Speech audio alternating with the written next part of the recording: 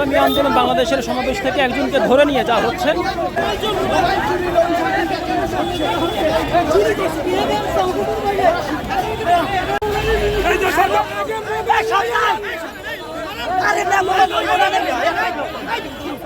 ওয়ালটন এখন দেশের সীমানা পেরিয়ে পৌঁছে গিয়েছে 50টিরও বেশি দেশে।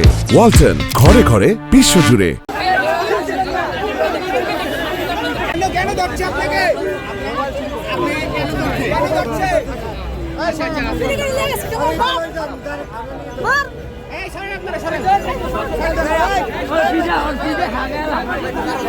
এখানে যাকে মোবাইল চুরির অভিযোগে নেতাকর্মীরা আটক করেছিলেন তাকে পুলিশ হাতে সোপর্দ করা হয়েছে এবং পুলিশ সদস্যরা তাকে হেফাজতে নিয়েছেন।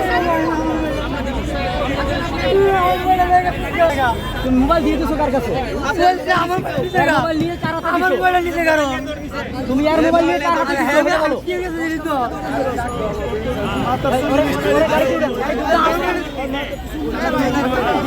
মোবাইল না নিতে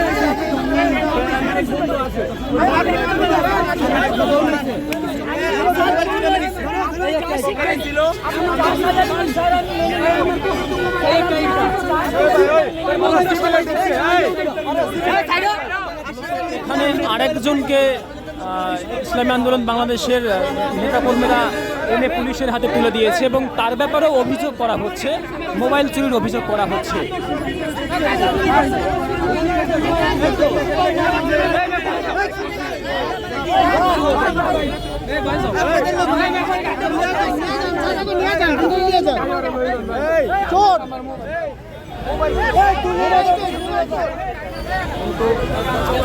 আজকে এই মিছিল শেষে দুইজনকে পুলিশের হাতে তুলে দেওয়া হয়েছে এবং এখানে কি মানে ওনার অভিযোগটা কি, ওনার কি অপরাধে পুলিশের হাতে দেওয়া হলো? মোবাইল চুরি। আচ্ছা আচ্ছা, কার ফোন চুরি করেছে এটা পাওয়া গেছে? আচ্ছা, একটা চুরচক্র আছে, তারা দেখা গেছে সমাবেশ আসলে মোবাইল মাইরে দেয়, সাধারণ মানুষের মোবাইল মেরে দেয়, তার জন্য এই হাতে আসলে প্রবলেম আছে।